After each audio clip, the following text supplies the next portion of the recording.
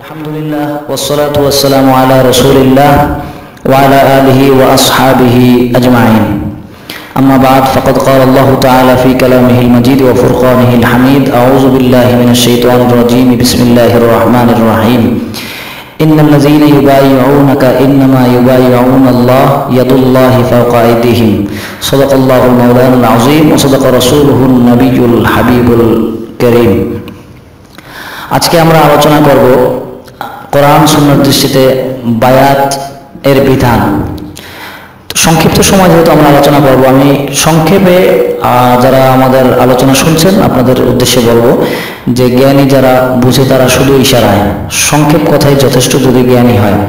তো আজকাল দেখা যাচ্ছে আমাদের সমাজের মধ্যে কেউ কেউ বলতেছেন যে বায়াত হওয়ার কোনো প্রয়োজন নেই, বায়াতের কোনো প্রয়োজনীয়তা নেই এবং বায়াত হওয়া শিরক, বিদআত, হারাম, যে যার যার মতো ইচ্ছা বলতেছেন।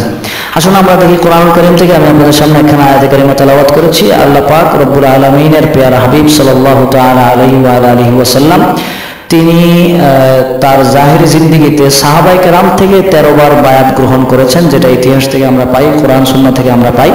তার মধ্যে উল্লেখযোগ্য হচ্ছে বায়াতে রিদওয়ান। এমনিভাবে 13টি বায়াত রয়েছে। তো আল্লাহ রাসূলের একখানা বায়াত সম্পর্কে এইভাবেই কোরআনুল কারীমে এসেছে যে ইন্নাল্লাযীনা ইউবাইয়ুনাকা ইন্নামা ইউবাইয়ুনাল্লাহ, যে হাবিব নিশ্চয়ই যারা আপনার হাতে হাত দিয়ে বায়াত হয়েছে তারা আপনার কাছে বায়াত হয়নি, তারা পক্ষান্তরে আমি আল্লাহর হাতে বায়াত হয়েছে। এরপরে আল্লাহ রাব্বুল আলামিন বলতেছেন ইয়াদুল্লাহি ফাওকা আইদিহিম, যারা আপনার হাতে হাত দিয়েছে তাদের হাতের উপরে আপনার হাত নয় বরং আমি আল্লাহর হাত। তো এখানে আল্লাহ রাব্বুল আলামিন রাসূল পাক সাল্লাল্লাহু তাআলা আলাইহি ওয়াসাল্লামের হাত মোবারককে আল্লাহ নিজের হাত বলে স্বীকৃতি দিলেন, ঘোষণা করে দিলেন, জগৎবাসীকে বুঝিয়ে দিলেন। পাশাপাশি আরেকটি বিষয় হচ্ছে রাসূলের হাতে হাত দিয়ে বায়াত হলে আল্লাহর হাতে হাত দিয়ে বায়াত হওয়া হয়ে যায়। এটাও কোরআনুল কারীম দ্বারা স্পষ্ট। এখান থেকে আমরা যতটুকু বুঝতে পারি সেটা হচ্ছে বায়াত হওয়াটা বিদআত, হারাম, শিরক এগুলো কোনোটাই নয়, বরঞ্চ আল্লাহ রাসূলের সুন্নাত এবং সাহাবায়ে কেরামের সুন্নাত।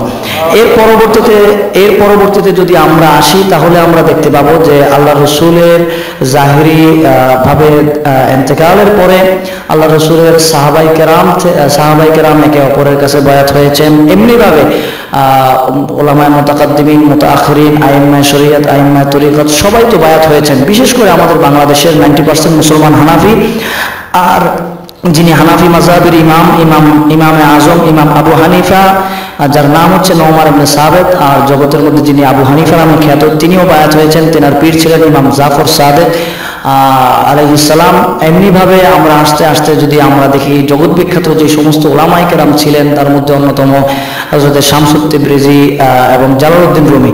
তো জালালউদ্দিন রুমি রাহমাতুল্লাহি আলাইহি তিনিও বায়াত হয়েছেন। তিনি বলেছেন খুদ বাখুদ মাওলানা রুমি নাশদ তা গোলামি শামসুত তিবরিজি নাশদ, যে আমি জালালউদ্দিন রুমি যত বড় আলেম পণ্ডিত হই না কেন, যদি আমি শামসুত তিবরিজির গোলামি না করতাম তাহলে আমি জালালউদ্দিন রুমি ধ্বংস হয়ে যেতাম। এমনিভাবে আমরা যদি দেখতে পাই তাহলে আমাদের ভারতবর্ষে যিনি একাই 99 লক্ষ মানুষের কাছে ইসলামের দাওয়াত দিয়ে মানুষকে মুসলমান বানিয়েছেন, খাজা গান সুলতানুল হিন্দ গরিব নওয়াজ হযরত খাজা মঈনুদ্দিন চিশতি হাসান সঞ্জুরি আজমিরি আহলে বেহেশতি রাদিয়াল্লাহু তাআলা আনহু, তিনি একজন তরিকতের ইমাম হওয়া সত্ত্বেও, তিনি জগতের বিখ্যাত একজন ব্যক্তি হওয়া সত্ত্বেও তিনিও বায়াত হয়েছেন। তিনার পীর ছিলেন হযরত খাজা ওসমান হারুনী রাদিয়াল্লাহু তাআলা আনহু। এখান থেকে আমরা দেখতে পেলাম যে তিনিও বায়াত হয়েছেন। এমনিভাবে আমাদের বাংলাদেশে যদি দেখতে পাই, বাংলাদেশের যে সমস্ত আউলিয়া কেরাম ইসলাম প্রচার করেছেন, হযরত শাহজালাল মুজাদ্দিদ ইয়ামানি, শাহপরান রহমতুল্লাহি আলাইহি সহ বাংলাদেশে ঢাকার জমিন অসংখ্য আউলিয়া কেরাম, চট্টগ্রামের জমিন অসংখ্য আউলিয়া কেরাম, এই বাংলার জমিন আউলিয়া কেরামের জমিন, যে বাংলার আনাচে কানাচে এক প্রান্ত থেকে অপর প্রান্ত পর্যন্ত আউলিয়া কেরামরা ইসলাম প্রচার করেছেন। ওনারা প্রত্যেকেই নিজেরাও বায়াত করিয়েছেন, আর নিজেরা কামেল মুকাম্মেল হওয়ার আগে কোনো না কোনো আল্লাহর ওলির দরবারে গিয়ে আল্লাহর ওলির হাতে হাত দিয়ে বায়াত হয়ে তারপরে তিনারা মানুষকে নিজেরা তরিকতের শিক্ষা দীক্ষা অর্জন করেছেন এবং মানুষকে শিক্ষা দীক্ষা অর্জন করার জন্য মানুষকে সেই শিক্ষা দীক্ষা দিয়েছেন।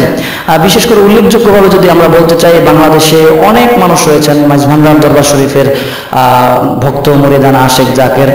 যদি আমরা দেখতে চাই এই দরবার যিনি প্রতিষ্ঠাতা আহমদুল্লাহ কেবলা কাবা রহমতুল্লাহি আলাইহি, তিনিও বায়াত হয়েছেন। তিনার পীর ছিলেন হযরত সালেহ লাহোরী রহমতুল্লাহি আলাইহি। এমনিভাবে আমরা যদি দেখতে চাই তাহলে আমরা দেখতে পাবো এই বাংলাদেশে আরেকজনের অনেক অবদান রয়েছে ইসলাম প্রচারে, হযরত আমানত শাহ রহমতুল্লাহি আলাইহি। ওনার পীর ছিলেন হযরত আব্দুর রহিম রহমতুল্লাহি আলাইহি, যার মাজার শরীফ লক্ষ্মীবাজার মিয়া সাহেব ময়দানে আজও রয়েছে। এমনিভাবে যদি আমরা দেখতে চাই যে ঢাকার জমিনে আজ থেকে 700 বছর আগের পুরাতন দরবার আজিমপুর দায়রা শরীফ, ওখানকার যিনি মূল পীর ছিলেন সুফি দায়েম রহমতুল্লাহি আলাইহি, ওনার পীর ছিলেন হযরত আমানত শাহ রহমতুল্লাহি আলাইহি।